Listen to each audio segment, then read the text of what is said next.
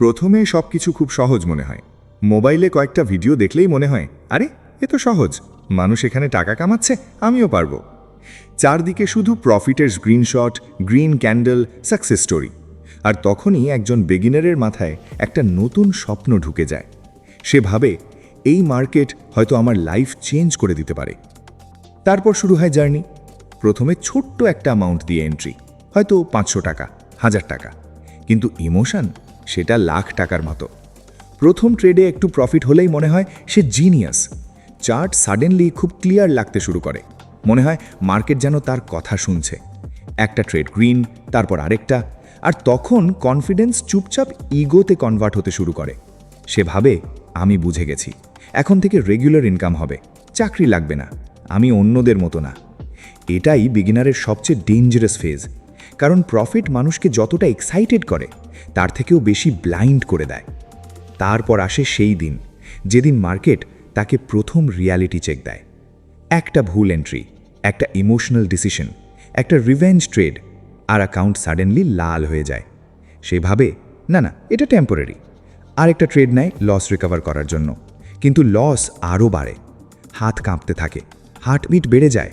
চার্টের দিকে তাকিয়ে শুধু একটাই চিন্তা, আগের টাকাটা সামহাও ফিরিয়ে আনতে হবে। কিন্তু মার্কেট ইমোশন বোঝে না, মার্কেট শুধু ডিসিপ্লিন বোঝে। আর বিগিনার তখন ডিসিপ্লিন ভুলে যায়। সে স্টপ লস মানে না, সে ওভার ট্রেড করে, সে হোপ নিয়ে ট্রেড ধরে রাখে। তারপর একসময় অ্যাকাউন্ট অলমোস্ট এমটি হয়ে যায়। সেই রাতটা খুব হেভি হয়। মোবাইল হাতে নিয়ে সে সাইলেন্টলি বসে থাকে। কেউ জানেও না তার ভিতরে কি চলছে। সে নিজের উপর রাগ করে, নিজেকে স্টুপিড মনে হয় সে বর্ন লুজার। কিন্তু আসল ট্রুথ হলো, এই ফেজ অলমোস্ট সবাই পার করে।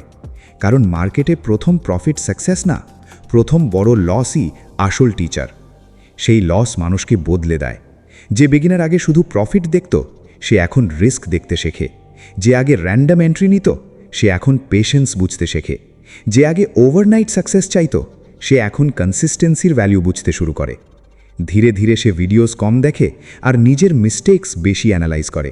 সে বুঝতে পারে মার্কেট প্রেডিকশনের গেম না, এটা সাইকোলজির গেম। এখানে নিজের ইমোশন কন্ট্রোল করতে না পারলে স্ট্র্যাটেজি কোনো কাজে আসে না। তারপর শুরু হয় লার্নিং ফেজ। সে নোটবুকে মিস্টেকস লিখতে শুরু করে।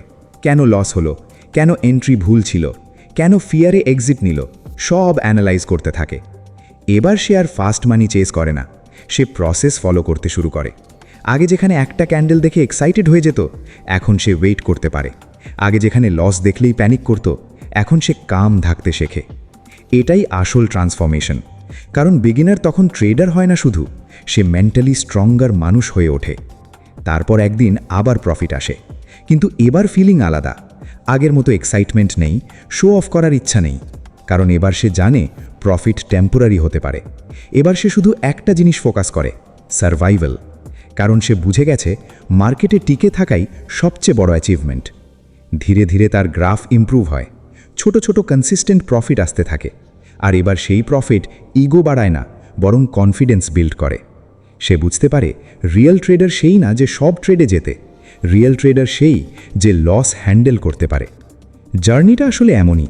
প্রথমে মানুষ আর্ন করতে আসে, তারপর লুজ করে, তারপর লার্ন করে, আর শেষে স্লোলি প্রফিট করতে শেখে। এই সাইকেল শর্টকাট দিয়ে স্কিপ করা যায় না, কারণ মার্কেট শুধু টাকা দেয় না, মার্কেট ক্যারেক্টার বিল্ড করে। এখানে পেশেন্স লাগে, সেলফ কন্ট্রোল লাগে, ডিসিপ্লিন লাগে, আর সবচেয়ে বেশি লাগে নিজের ইগো ভাঙার কারেজ। অনেকেই প্রথম লসের পর কুইট করে দেয়, কারণ তারা শুধু মানি চেয়েছিল, গ্রোথ না। কিন্তু যারা থেকে যায়, যারা পেইনের পরেও শেখে, তারাই একদিন অন্য লেভেলে পৌঁছায়। আর ফানি ব্যাপার হলো, শেষে গিয়ে তারা বুঝতে পারে সবচেয়ে ভ্যালুয়েবল জিনিস প্রফিট না, সবচেয়ে ভ্যালুয়েবল জিনিস হলো সেই মাইন্ডসেট যেটা পুরো জার্নি তাদের ভিতরে তৈরি করেছে।